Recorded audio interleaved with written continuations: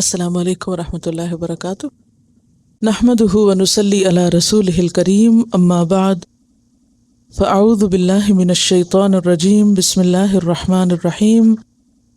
رب اشرح لی صدری ویسر لی امری واحلل عقدۃ من لسانی یفقہوا قولی۔ قل اانبئکم، ان سے کہیے کہ کیا میں بتاؤں تم کو، سننا چاہتے ہو تم، بخیر من ذالکم، اس سے بہتر چیز کے بارے میں خبر دی جائے تم کو۔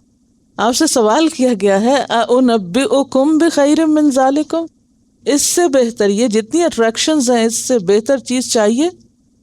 للذین اتقوا، تو ان لوگوں کے لیے جنہوں نے تقوی کیا، عند ربہم، ان کے رب کے پاس، جنات، باغ ہیں، جنتیں ہیں، اور ایسی جنتیں ہیں کہ تجری من تحتها الانہار، جن کے نیچے نہریں بہہ رہی ہیں، خالدین فیہا، جن میں وہ ہمیشہ رہیں گے۔ یہ دنیا کی چیزیں تو ناپائیدار ہیں۔ وازواج مطہرہ، اور پاکیزہ بیویاں، اور سب سے بڑھ کر ورضوان من اللہ، اللہ کی رضامندی۔ واللہ بصیر بالعباد، اور اللہ اپنے بندوں کو خوب دیکھنے والا ہے۔ اب آپ دیکھیے، ایک طرف کتنی چیزوں کے نام ہیں، نساء، بنین، قناطیر المقنطرہ، ذہب، فضہ، خیل المسومہ، انعام، حرث، 7-8 چیزیں ہیں ایک طرف، دوسری طرف صرف 3 چیزیں ہیں، لیکن کوالٹی وائز وہ ان سے کہیں زیادہ اچھی ہیں۔ 3 کیا ہیں؟ جنات، ازواج اور رضوان۔ اب اس میں گھوڑے وغیرہ اور باقی چیزیں نہیں چنی گئی، سونے چاندی کا ذکر نہیں ہے، ہاں؟ سب سے پہلے تو جنتوں کا ذکر ہے، اور جنت کیا جگہ ہے؟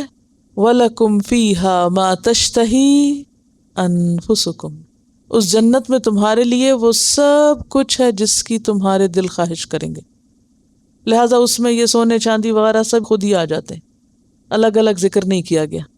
لیکن ازواج کا ذکر الگ کیا گیا، تو اس سے کیا پتہ چلتا ہے؟ آپ کی اہمیت کا پتہ چلتا ہے۔ اگرچہ پیچھے سب کے ساتھ ذکر کیا گیا نساء کا، لیکن یہاں پر الگ ذکر کیا گیا ازواج کا، کہ ساری نساء میں سے پھر جو مطہرہ ہوں گی ان کو خاص مقام اور اہمیت حاصل ہے جنت میں۔ اور مطہرہ کا پہلے پارے میں آپ پڑھ چکے ہیں، پاک دامن، پاک سیرت، پاک بدن، سب چیزیں، سب طرح کی طہارت اس میں آ جاتی۔ ازواج مطہرہ، اور اس سے بھی آگے ورضوان من اللہ، اللہ کی رضامندی۔ اب دیکھیے کہ جنت بذات خود اچھی چیز ہے، لیکن اس میں اچھی بیوی سب سے اچھی چیز ہے، اور پھر اس سے آگے ایک اور اچھی چیز ہے، اور وہ کیا ہے؟ اللہ کی رضا۔ دنیا میں بھی ہمیں الٹیمیٹلی اسی چیز کی طرف بڑھنا ہے، اور اسی کے لیے اسٹرگل کرنا اور کوشش کرنا ہے، رضوان اللہ کے لیے۔ اور آخرت میں بھی آخری چیز جو انسان کو ملے گی وہ کیا ہے؟ الٹیمیٹ گول رضوان اللہ ہے، پیک پہ ہے سب سے۔ اب آپ دیکھیں کچھ چیزیں جو دنیا میں بکھری ہوئی ہیں نا، وہ جو پچھلی آیت میں ساری دنیا کے مال ہے، نیچے نیچے نیچے نیچے، پھر آپ اوپر اٹھ جنت تک، وہاں باغ ہیں، اعلیٰ ترین جنت، اور پھر اس میں ازواج ہیں۔ اب انسان کہتا ہے بس میری تو سب خواہشات پوری ہو گئی، ہر طرح کے سامان بھی ہیں اور ازواج بھی۔ اب اس سے آگے اللہ کی رضامندی، جیسے سورۃ التوبہ میں بھی آتا ہے، وعد اللہ المؤمنین والمؤمنات جنات تجری من تحتها الانہار خالدین فیہا ومساکن طیبۃ فی جنات عدن۔ حدیث میں بھی آتا ہے جب اہل جنت جنت میں چلے جائیں گے تو اللہ تعالیٰ ان سے فرمائے گا، اے اہل جنت، جنتی جواب دیں گے، لبیک ربنا وسعدیک والخیر فی یدیک، مطلب کیا ہے؟ اے ہمارے رب، حاضر ہیں جی، وسعدیک، خوشی سے تیرے پاس حاضر ہیں، والخیر فی یدیک، اور خیر تیرے دونوں ہاتھوں میں، ساری خیر اور بھلائی تیرے ہی پاس ہے۔ تو اللہ تعالیٰ فرمائے گا، کیا میں اس سے بڑھ کر کوئی چیز تم کو دوں؟ یعنی اتنے خوش ہوں گے ہر چیز پا کے، تو اللہ تعالیٰ پوچھے کہ اس سے زیادہ کچھ دوں؟ وہ عرض کریں گے، اے ہمارے رب، اس سے بڑھ کر کیا چیز ہوگی؟ تو نے ہماری آنکھیں ٹھنڈی کر دی، ہمیں ہر وہ چیز دے دی جو ہم نے چاہی۔ تو اللہ تعالیٰ فرمائے گا، اب میں تم پر اپنی خوشنودی نازل کروں گا، اور تم پر کبھی غصے نہیں ہوگا، کبھی ناراض نہیں ہوگا۔ یہ ہے ورضوان من اللہ اکبر۔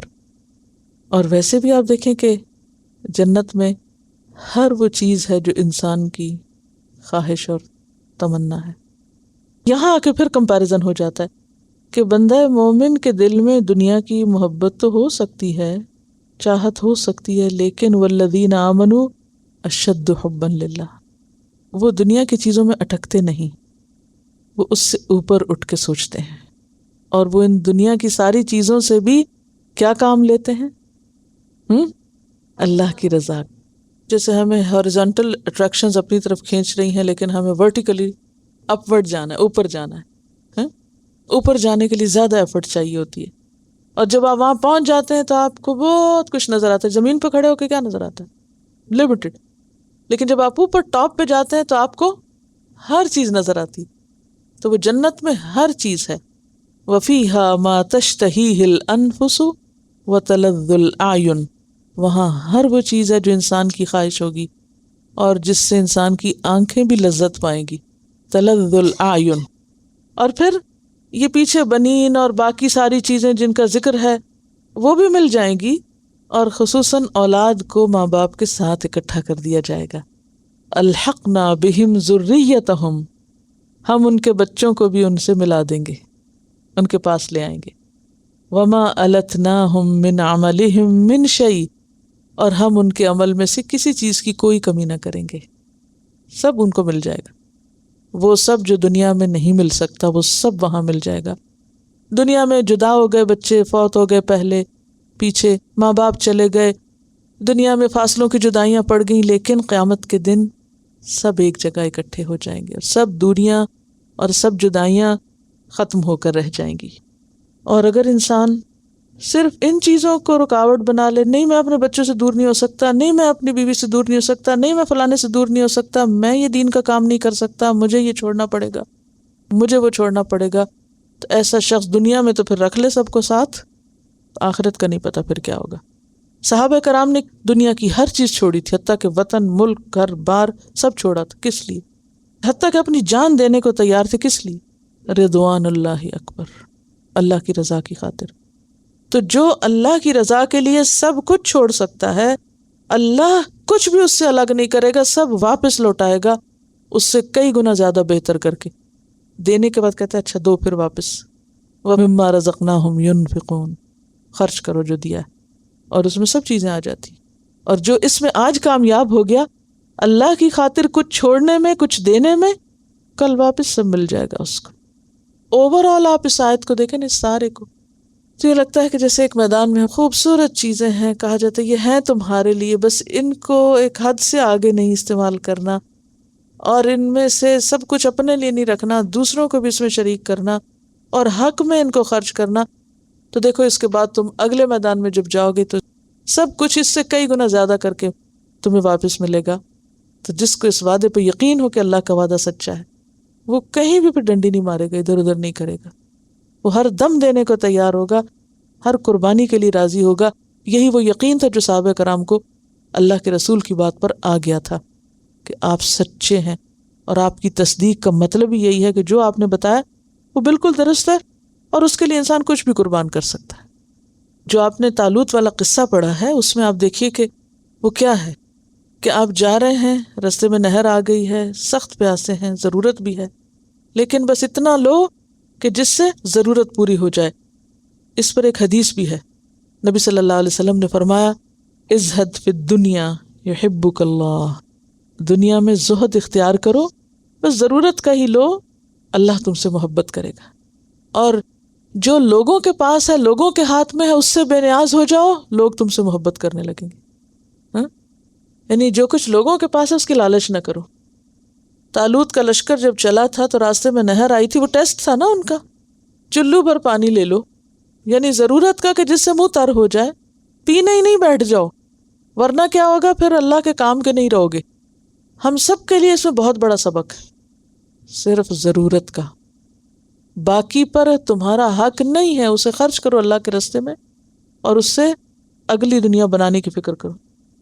جنت کا بیان، میں چند ایک حدیثیں اس کتاب سے آپ کو سناتی ہوں، کیونکہ جنت کا جب تک شوق نہ لگے انسان دنیا کی حقارت کو محسوس ہی نہیں کر سکتا اور دنیا سے اوپر اٹھ نہیں سکتا پھر.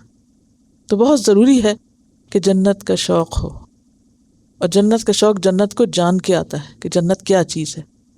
کیونکہ دنیا کے اٹریکشنز اگر انسان کے دل میں ہے تو اس سے بڑی اٹریکشن کو نظر آ جائے تو خود ہی چھوڑ دے گا نا.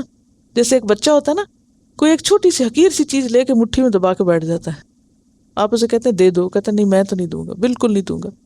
اچھا اب آپ لینے کا طریقہ کیا کرتے ہیں؟ اچھی سی چیز دکھاتے ہیں تو وہ کیا کرتا ہے؟ خود ہی چھڑتا ہے، پھینک دیتا ہے. تو جب تک ہمیں زیادہ اچھی سی چیز نظر نہیں آئے گی نا، ہم یہ دنیا نہیں چھوڑ سکتے. ہم حقیر چیز پر راضی ہو گئے.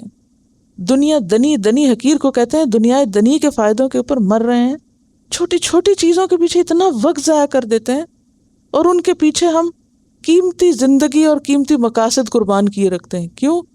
اس سے بڑی چیز نہیں دیکھی، یہ یقین نہیں اس کا.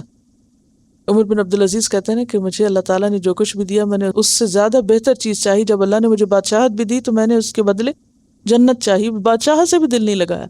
یعنی بندہ مومن کو کتنی بھی بڑی دنیا کی چیز مل جائے نا تو وہ اس پہ راضی نہیں ہو سکتا، کیونکہ وہ اس سے آگے کی تلاش میں ہے، اوپر دیکھتا ہے.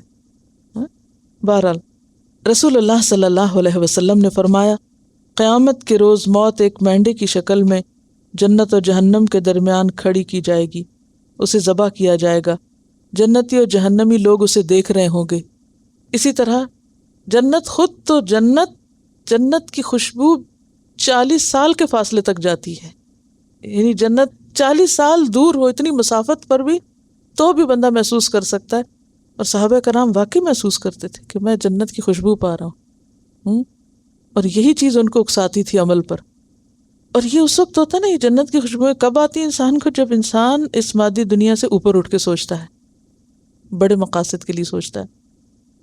حضرت عبداللہ بن عباس کہتے ہیں رسول اللہ صلی اللہ علیہ وسلم نے فرمایا، جنت کی کوئی چیز بھی دنیا کی چیزوں سے نہیں ملتی سوائے ناموں کے. صرف نام ملتے ہیں، چیزوں کے متماثلات ہیں، نام ملتے ہیں، لیکن کوئی چیز بھی نو کمپیریزن، جسے ہم کہتے ہیں نا نو کمپیریزن، ہے ہی نہیں کمپیریزن.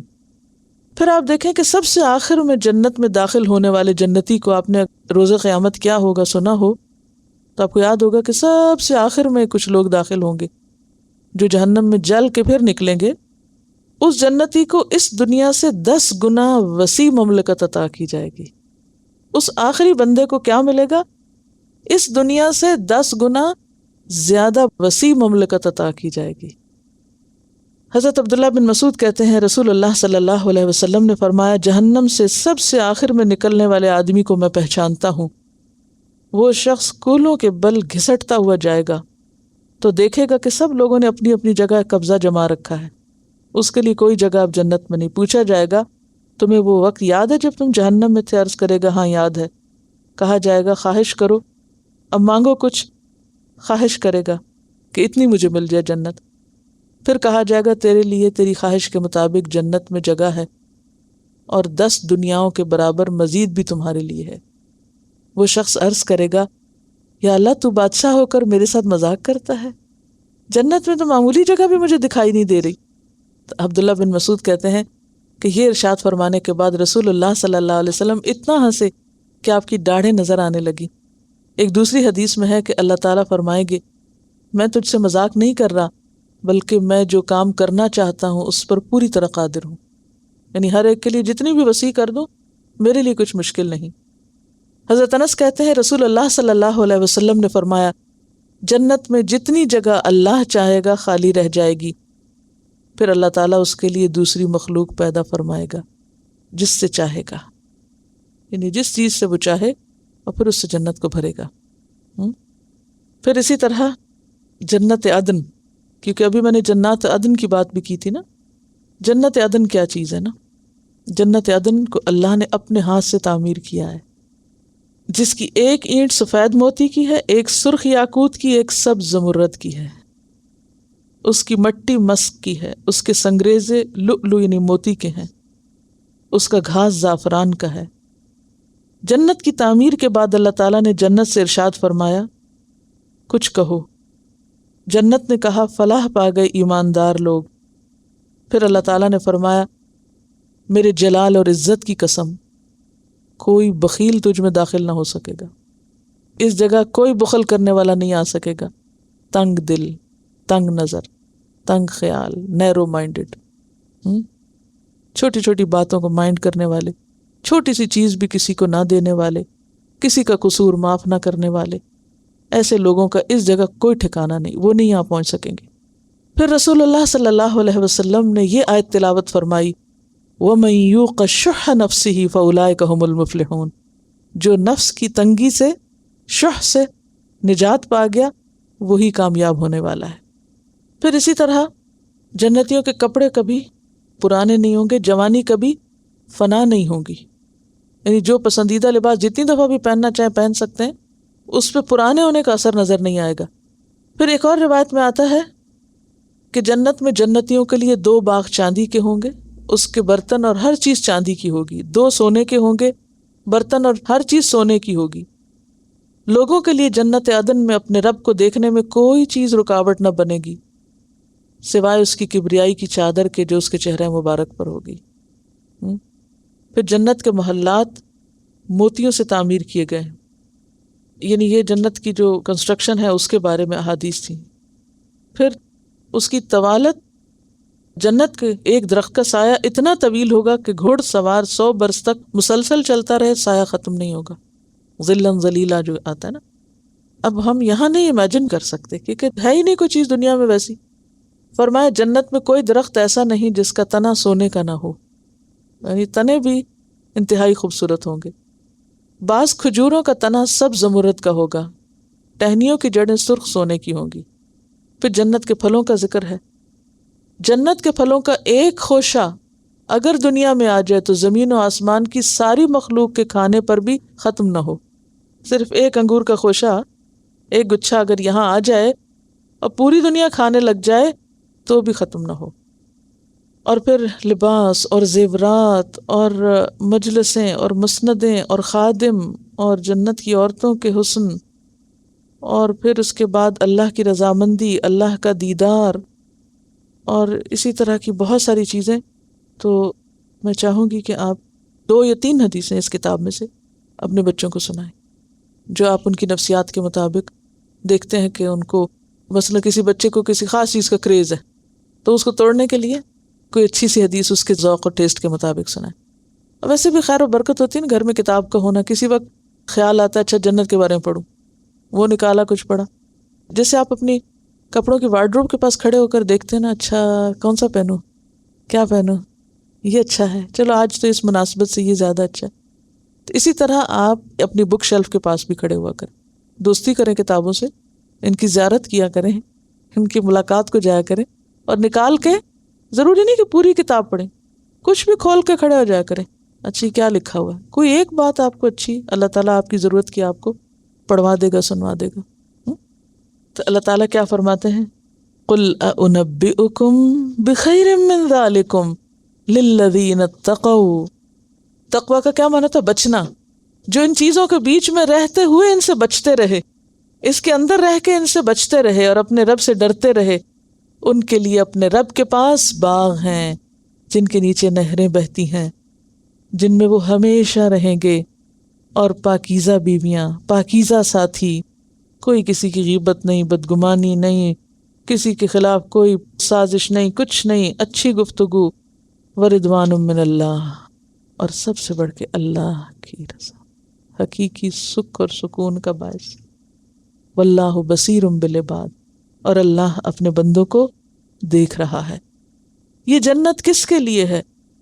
الذین یقولون ربنا اننا آمنا، یہ ان کے لیے ہے جو یہ کہتے ہیں رب ہم مان گئے، ہم نے یقین کر لیا، کیونکہ ہمیں یقین ہی نہیں ہے جنت کا، اسی لیے تو پھر ہم اس کے لیے کوشش نہیں کرتے۔ دنیا کی چیزیں سامنے ہیں نا، ان کا ہمیں یقین ہے کہ اگر ہم یہ اتنے پیسے کمائیں گے تو یہ خرید لائیں گے، تو وہ پھر کمانے لگ جاتے ہیں۔ اس کا یقین نہیں تو پھر کرتے بھی کچھ نہیں۔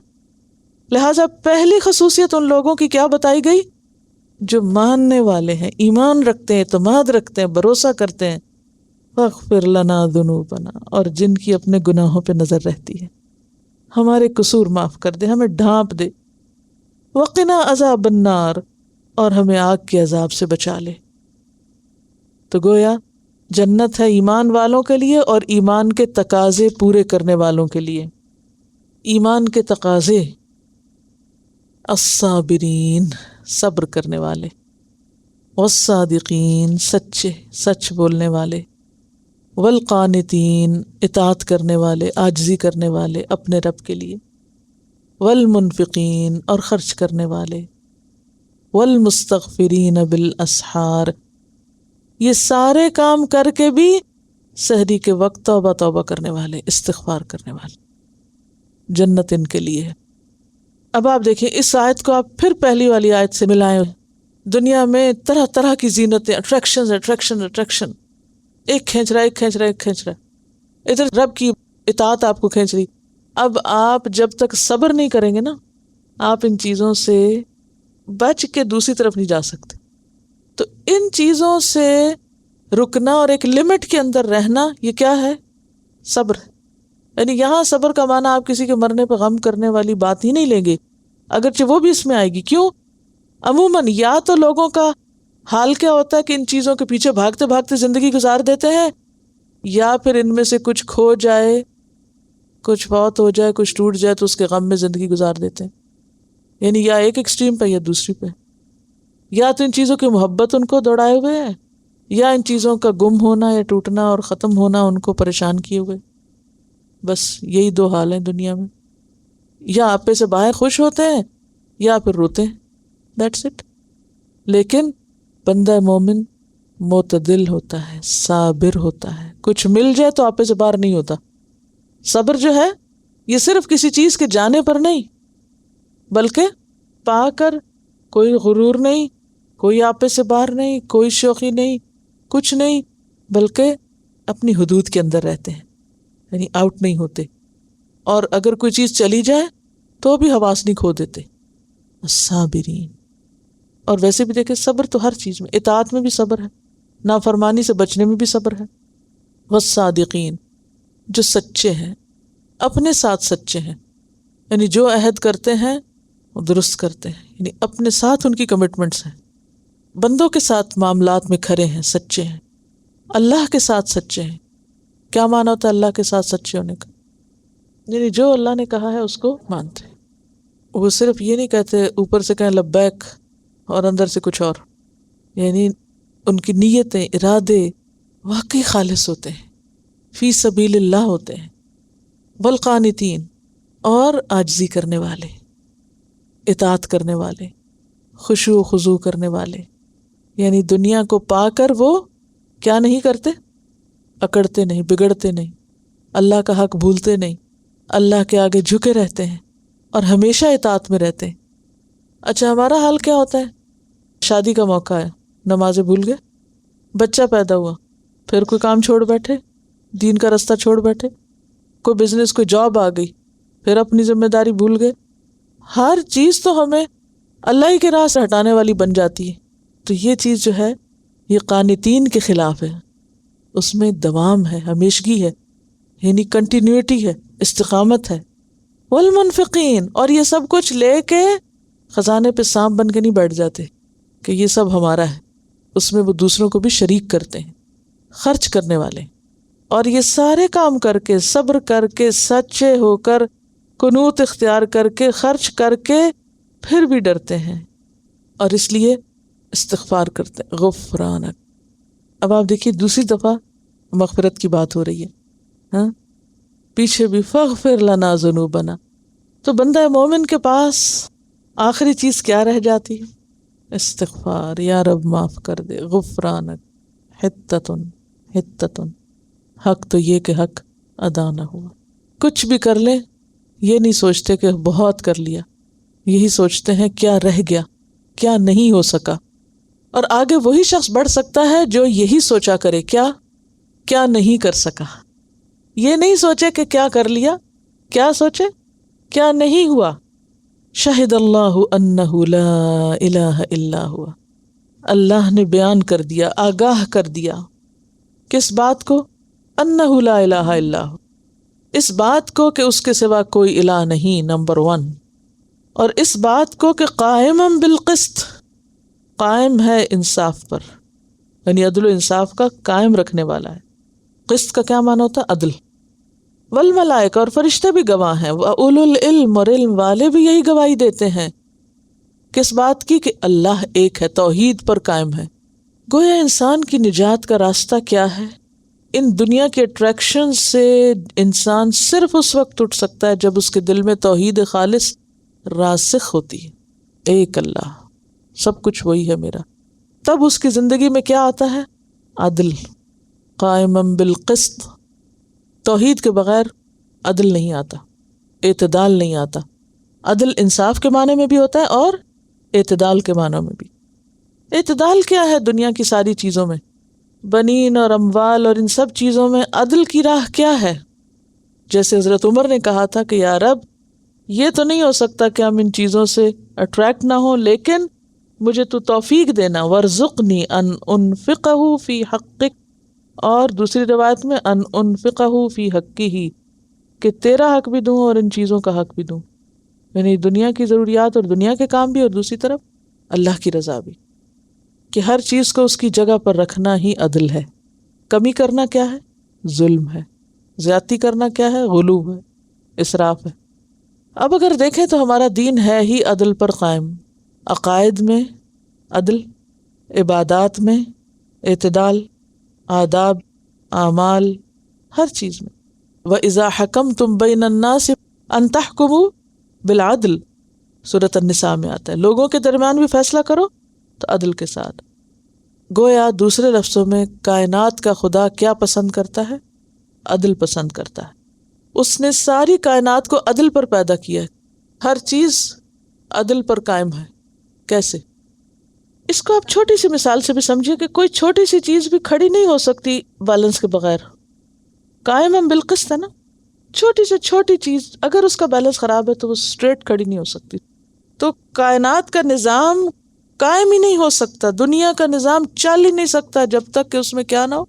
عدل نہ ہو۔ سورۃ الرحمن آتی، پڑھی ہوگی، سب واقف ہے اس میں آتا ہے الشمس والقمر بحسبان والنجم والشجر يسجدان والسماء رفعها ووضع الميزان ألا تطغوا في الميزان وأقيموا الوزن بالقسط ولا تخسروا الميزان۔ سورج، چاند، ستارے، ہر چیز میں عدل ہے، بیلنس ہے۔ ہمیں بھی کیا حکم ہے کہ تم بھی بیلنس نہ خراب کرو۔ وَأَقِيمُوا الْوَزْنَ بِالْقِسْطِ وَلَا تُخْسِرُوا الْمِيزَانَ، حقوق میں کمی نہ کرو، جو کرنا چاہیے وہ کرو، اس کے کیے بغیر بات نہیں بنے گی۔ اللہ نے اپنا فرض پورا کر دیا، اب ہمارے اوپر ہے کہ ہم اپنے فرائض پورے کریں، شریعت میں بھی، دین کے معاملات میں بھی، اور کائنات کے معاملات میں بھی، بیرونی دنیا میں بھی، ہر چیز میں عدل کام کرتا ہے۔ اسی لیے کہتے ہیں، امام ابن تیمیہ کا قول ہے کہ کفر پر تو کوئی حکومت چل سکتی ہے مگر ظلم پر نہیں چل سکتی۔ یعنی اگر ایک ایسی اسٹیٹ ہے جس کی بنیاد کفر پر ہے لیکن وہاں عدل ہے، انصاف ہے، تو پراسپر کریں گے، چاہے وہ دنیا کے لوگ ہیں۔ لیکن اگر کوئی اسلامی حکومت بھی ہے برائے نام اور اس میں ظلم ہے، کوئی بھی چیز ظلم کے ساتھ چل نہیں سکتی، یہ اللہ کا ایک اصول ہے، ٹھیک ہے؟ تو ہمیں دنیا اور آخرت میں عدل سے کام لینا ہے، دنیا میں رہتے ہوئے دنیا کا حق بھی دینا ہے، اور اسی مال اور اولاد کے ذریعے آخرت بھی کمانی ہے۔ تو یہاں خاص طور پر اللہ تعالیٰ کی اس صفت کا ذکر کیا گیا، نمبر 1 کہ وہ ایک ہے، اور نمبر 2 وہ قسط پر قائم ہے، اور ہمیں بھی انصاف قائم کرنے کا حکم دیتا ہے۔ اس نے خود اپنی کائنات کے اندر انصاف قائم کر رکھا ہے، کائنات چل ہی انصاف پر رہی ہے، عدل پر رہی ہے، اور ہمارے لیے بھی وہ یہی پسند کرتا ہے۔ لا الہ الا ہو، اس کے سوا کوئی الہ نہیں۔ پھر توحید، العزیز، زبردست ہے، الحکیم، بہت حکمت والا ہے۔ یہ عدل اس کا کہاں نظر آتا ہے؟ ان الدین عند اللہ الاسلام، دین اسلام کی شکل میں۔ تو دین اللہ کے نزدیک اسلام ہی ہے۔ دین کیا ہوتا ہے؟ ملت، شریعت، طریقہ زندگی۔ اللہ کے نزدیک اگر کوئی طریقہ زندگی ریکمینڈڈ ہے، پسندیدہ ہے، مطلوب ہے، وہ کیا ہے؟ الاسلام، دین اسلام۔ جیسے سورۃ آل عمران کی ہی آیت 85 میں آتا ہے وَمَن يَبْتَغِ غَيْرَ الْإِسْلَامِ دِينًا فَلَن يُقْبَلَ مِنْهُ، جو اسلام کے علاوہ کوئی اور دین چاہے گا وہ اس سے قبول نہ کیا جائے گا، کیونکہ دین اسلام میں سب سے پہلے اللہ کو اس کا حق دیا گیا۔ کیسے؟ کیا حق دیا گیا اللہ کو؟ اللہ کو ایک مانا گیا، ایک الہ قرار دیا گیا ہے، کسی اور جگہ پر یہ نہیں، ٹھیک ہے نا؟ وَإِلَٰهُكُمْ إِلَٰهٌ وَاحِدٌ لَا إِلَٰهَ إِلَّا هُوَ۔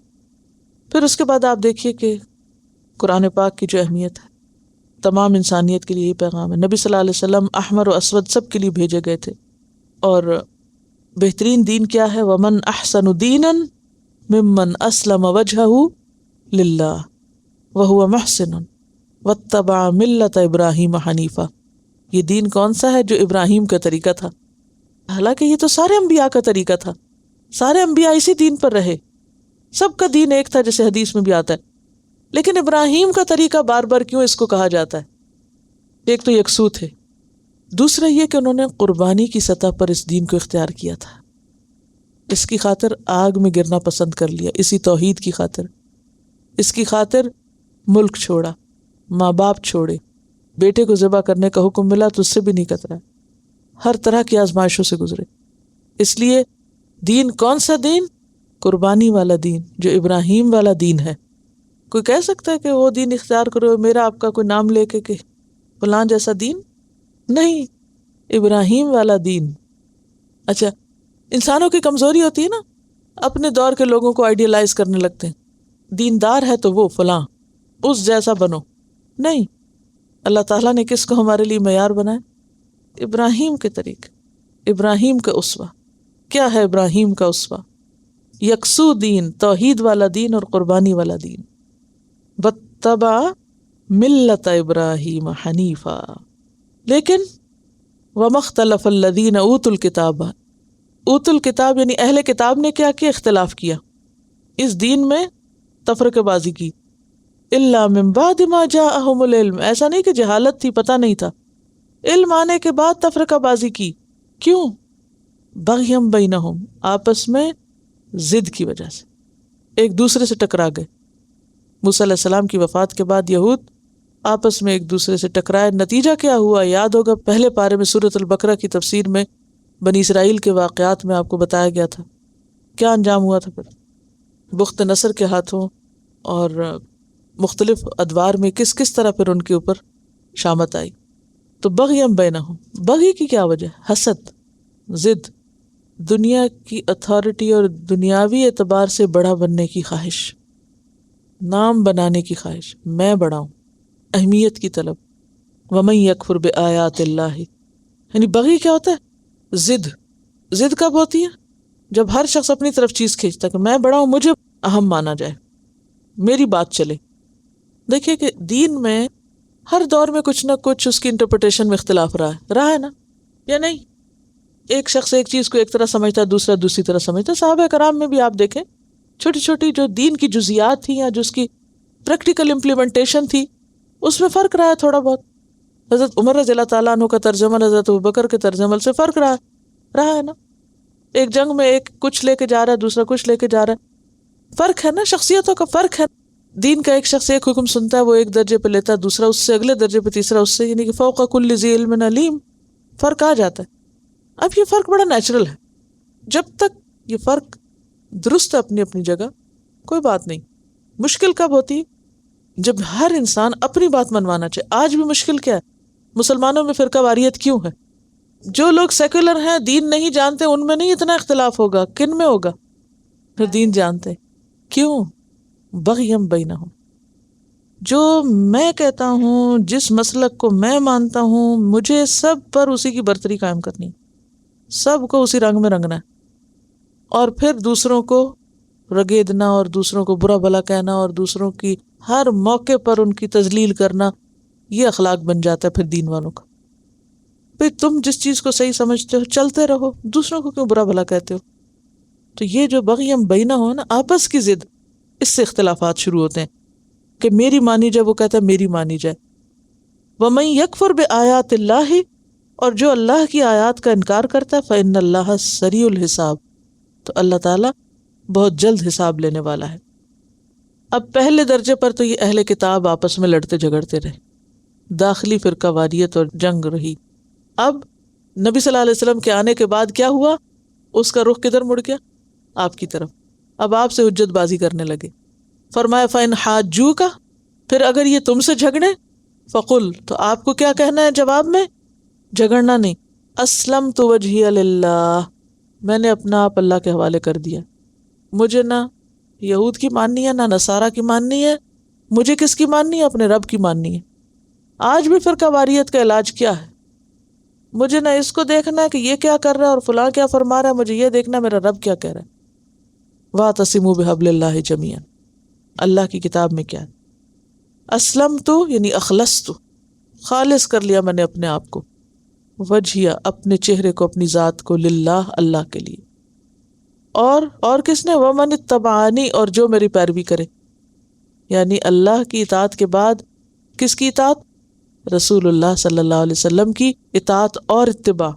یا اتباع کی بات آ رہی ہے. یعنی جھگڑے کیسے ختم ہو سکتے ہیں؟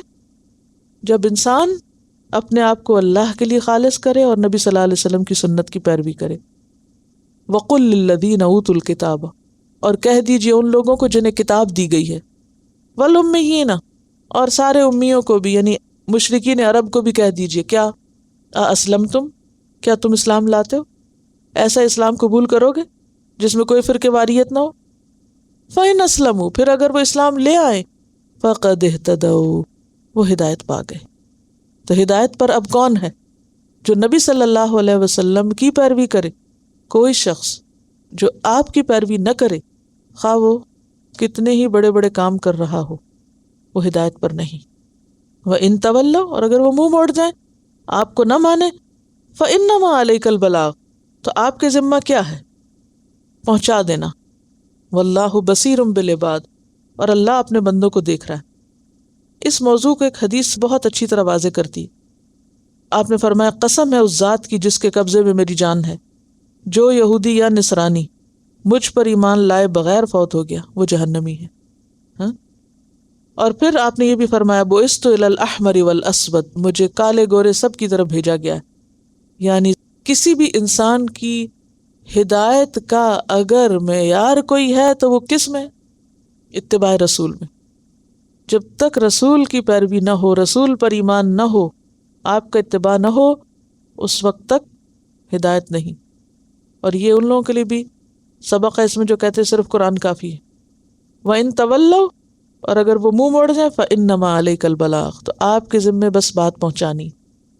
جیسے قرآن پاک میں ایک اور جگہ آتا ہے نا، لَيْسَ عَلَيْكَ هُدَاهُمْ، ان کی ہدایت آپ کی ذمہ داری نہیں ہے. کہ ہدایت تو اللہ دیتا ہے، آپ کا کام کیا ہے؟ میسج پہنچا دو، بات پہنچا دو، دعوت دے دو، حق بتا دو. نہیں مانے وہ ذمہ دار ہیں، تم چھوٹ گئے. اور اگر تم نے پہنچایا نہیں، پھر تمہاری پوچھ. تو نبی صلی اللہ علیہ وسلم نے تو سب پہنچا دیا تھا. اور حجۃ الوداع کے موقع پہ کیا فرمایا تھا؟ الا هل بلغت، لوگوں کیا میں نے پہنچا دیا؟ آپ نے پہنچا دیا. تو آپ نے فرمایا تھا اللہم شہد، اللہ گواہ رہنا، میں نے سب پہنچا دیا. اب رسول نے تو اپنی گواہی دے دی، پہنچا دیا. اب آپ فرمائیے، پہنچا دیا، سوچا بھی نہیں.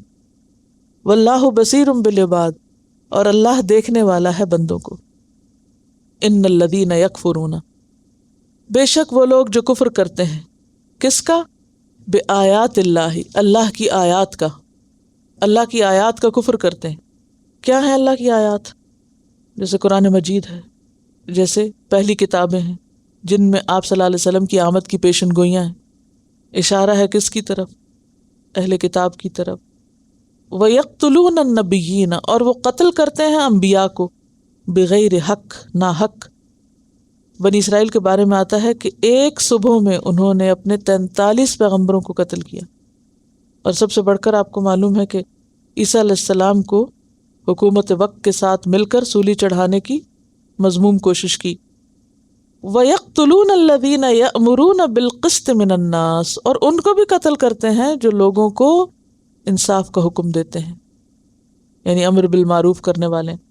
تو ہوا یہ کہ جب انہوں نے پیغمبروں کو قتل کیا تو کچھ بھلے مانس لوگ آگے بڑھے، انہوں نے مذمت کی کہ یہ کیوں کیا، روکا، ان کو بھی پکڑ کے قتل کر دی.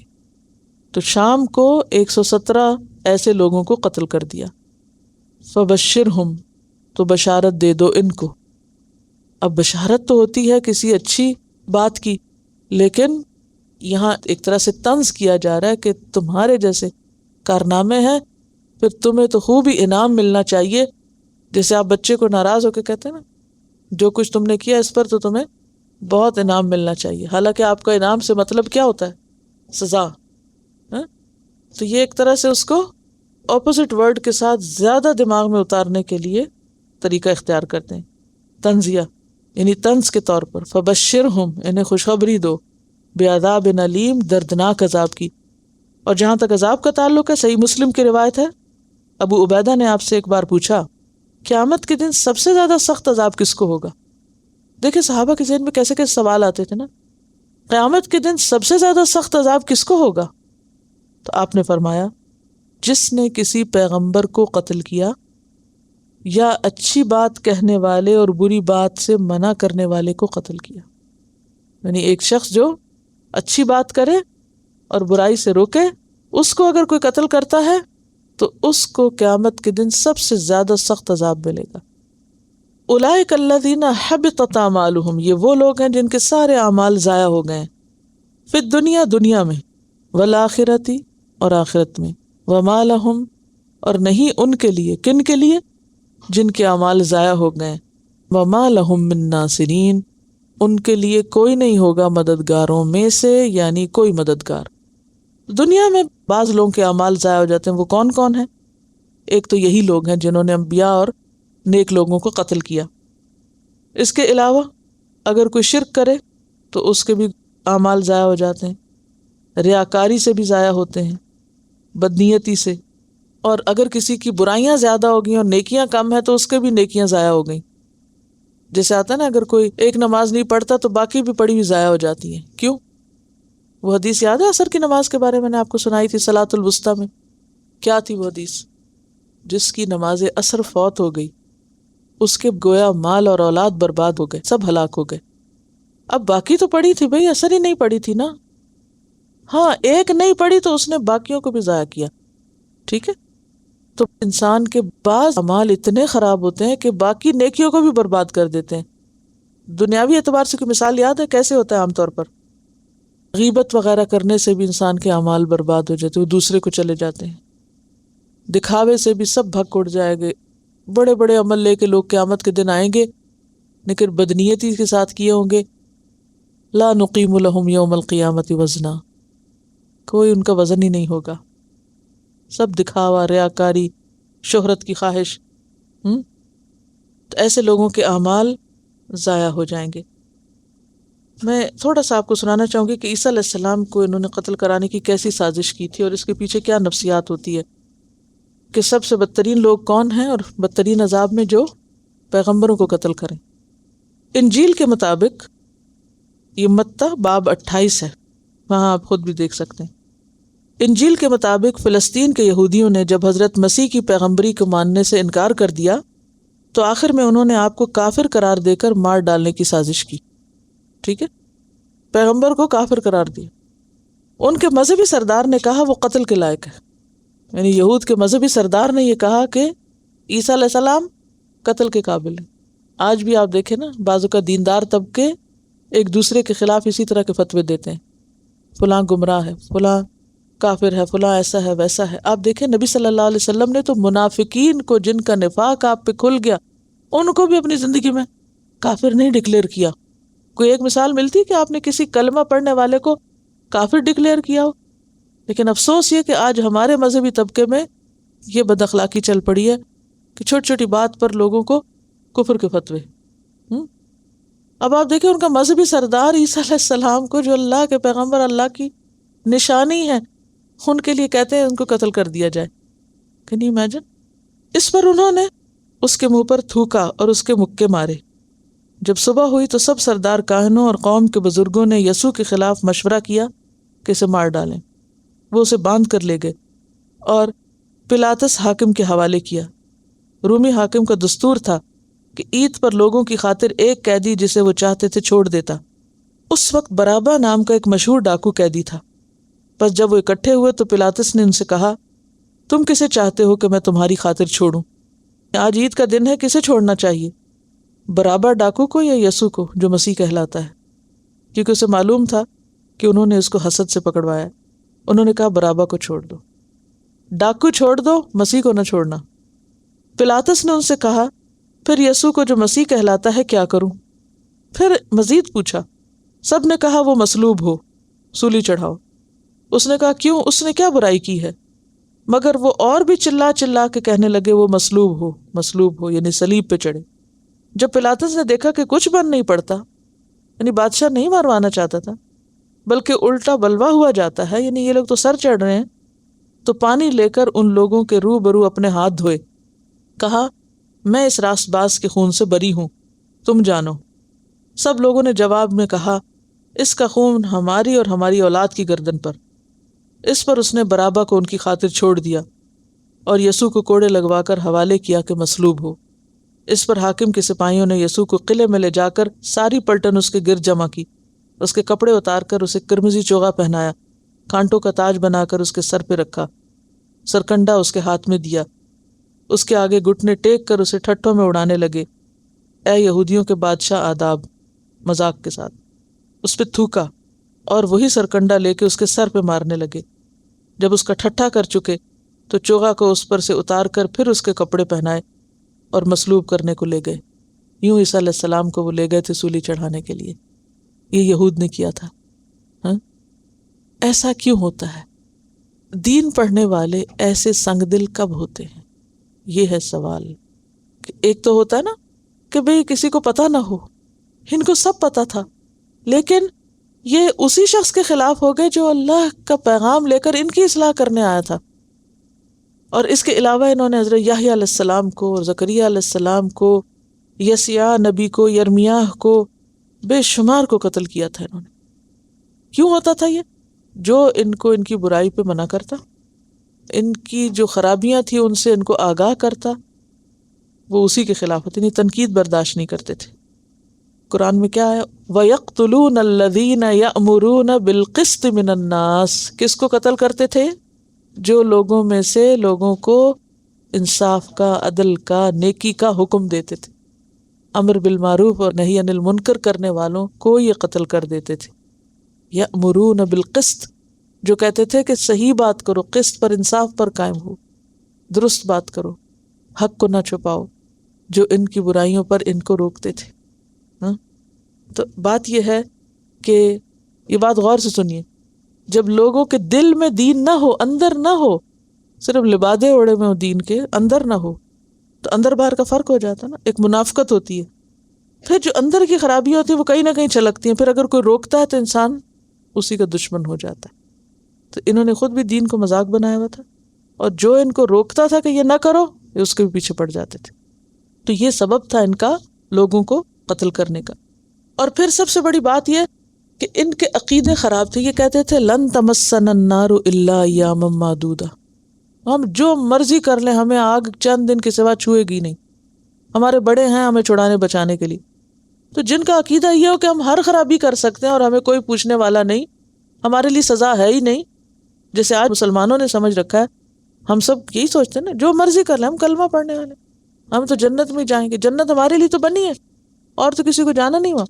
تو آپ خود سوچے کہ جو یہ سمجھے پھر وہ کون سی خرابی نہیں کرے گا. وہ ہر خرابی دل کھول کے کرے گا، معافی تو ہو ہی جانی، بعد میں دیکھا جائے گا. اور دوسری طرف جب ان کی کوئی اصلاح کی کوشش کرے تو وہ اسی کے خلاف ہو جاتے، جو ان کو ان کی غلطی بتائے وہ اس کے دشمن بن جاتے ہیں. ایسے لوگوں کے پھر اعمال دنیا میں بھی اور آخرت میں ضائع ہو جاتے ہیں. ان کی اگر کوئی دکھاوے کی چند نیکیاں ہوں بھی تو قیامت کے دن اس کا بھی ان کو کوئی اجر نہیں ملے گا. اس میں آپ دیکھیے کہ سب سے پہلے دنیا کی زندگی کے اٹریکشنز کی بات ہوئی ہے، پھر اس سے بہتر چیز کی طرف توجہ دلائی گئی، اور پھر اس بہتر چیز کو پانے کی شرائط کا ذکر کیا گیا. اور ان شرائط کو انسان صرف اس وقت پورا کر سکتا ہے جب اس کے دل میں توحید راسخ ہو اور وہ اس بات کی گواہی دینے والوں میں سے ہو، اور دین اسلام پر اس کی یکسوئی ہو، اختلاف کی راہوں کو چھوڑے. اور اگر کوئی شخص اختلاف کی راہ اختیار کرتا ہے تو اس کی وجہ پھر خدا خوفی نہیں ہوتی بلکہ ضد اور عداوت ہوتی ہے، اور وہی چیز اس کو کفر کی طرف لے جاتی ہے، کیونکہ تفرقہ بازی اسے کفر کی طرف لیڈ کرتی ہے. اور اگر لوگ ایسے معاملات میں حجت بازی کرنے پر آئیں تو بھی انسان کو یکسو رہنا چاہیے، اسلمت وجہی للہ، اور پھر اس کے بعد دوسروں کو بھی بتانا ہے، لوگوں کو بتانے کی ذمہ داری پوری ہو جائے تو انسان اللہ پر بھروسہ کرے کہ میرا کام پہنچانا ہے، اگر لوگ نہ بھی مانے تو پھر ان کی ذمہ داری۔